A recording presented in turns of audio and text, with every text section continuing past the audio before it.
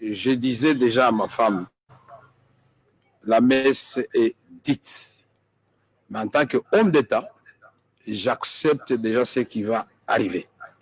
Pas plus tard que ce matin, quand il est venu, on a prié. Je lui ai dit, vous allez entendre là-bas 20 ans, 30 ans, 40 ans, préparer les enfants moralement à cela.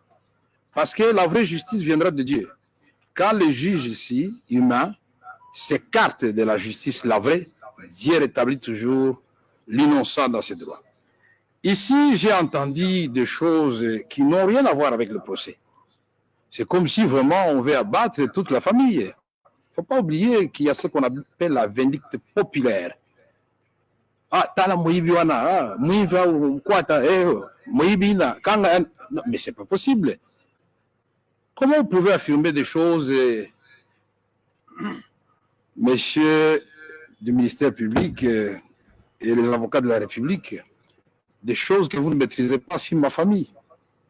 Vous parlez d'une maison que vous qualifiez d'hôtel particulier. D'abord, Bol, c'est à 45 minutes de Paris. Ce n'est pas les Champs-Élysées. Et pour vous faire plaisir, même si cela ne m'a pas été demandé, vous allez trouver, et il le sait très bien. Donc, il a dit que c'était pour des besoins de consommation, comme on va regarder à la télévision. Ah, quand même, d'abord, je vous mets au défi, parce que j'ai amené tous les relevés ici, des comptes communs que nous avons avec ma femme. C'est un compte qui sert uniquement pour le remboursement des crédits que Afriland Bank nous avait donné, et j'avais prévenu le président de la République avant de prendre ces crédits.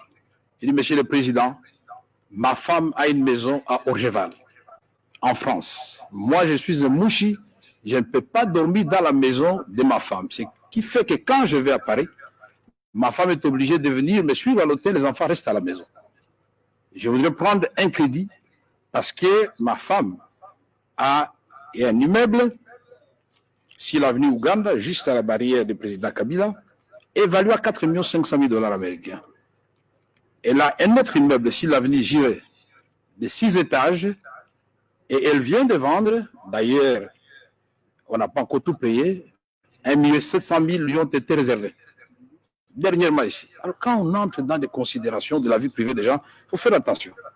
Cet immeuble est enregistré sur les noms des enfants. Mpiana Daïda, Mpiana Soraya, Mpiana Junior et Kinwani Diams. C'est vérifiable. Je ne vois pas comment on va venir ici expliquer des choses qui n'ont rien à voir avec le procès. Quand l'avocat dit que j'ai financé la campagne de mon parti, mais j'ai vu les gens tiquer, me poser la question au membre du parti. Combien de maisons j'ai vendues ici? J'ai vendu à Bukavu pour totaliser ce montant-là. Chaque député, c'est M. Kamere, président national, qui a payé sa caution et qui lui a donné un certain montant pour sa campagne. Député national et provincial. Et si la liste des députés nationaux, c'est 465 députés. Et on peut aller vérifier à la CENI. Et donc, quand on parle des choses, c'est comme si, vraiment, on parle d'une parcelle marécageuse. Et le ministère public, je crois que c'est ravisé après. Il dit oui, le président, tout le monde le sait, le président prêté serment a été investi le 19 janvier. Je crois que très vite, il s'est rendu compte que ce n'était pas comme ça. Puisqu'après, j'ai appris que non, on a donné la parcelle à Cameroun le 23 janvier, c'était à 2 jours qu'il ne devient directeur de cabinet. Donc lui, le procureur général, savait déjà qu'il allait être directeur de cabinet. Mais seulement vous dire, monsieur le procureur général, que le premier qui avait été désigné directeur de cabinet, c'était Eberand Kolongele. Si vous voulez qu'on vous donne le secret d'État ici. C'est moi-même, quand le président me pose la question, mais au fait, on n'a pas eu la primature. Notre accord de Nairobi, c'était Félix Tshisekedi, président, Kamere, premier ministre. Il dit, avec on n'a pas eu la primature. Ah, toi, tu peux accepter de directeur de cabinet, mais pourquoi pas, monsieur le président, puisqu'on n'a pas un autre poste. Voilà comment j'ai été nommé directeur de cabinet. Et la discussion a eu lieu avec précision à l'hôtel Béatrice au 2e niveau. Et les témoins sont là pour le dire. Alors, il ne faut pas venir ici salir l'honneur de quelqu'un. Partout où je suis passé. À l'Assemblée nationale, on gère de fonds secrets que j'avais transformés en montant à ce qu'on appelle invisible. Tous les députés le savent.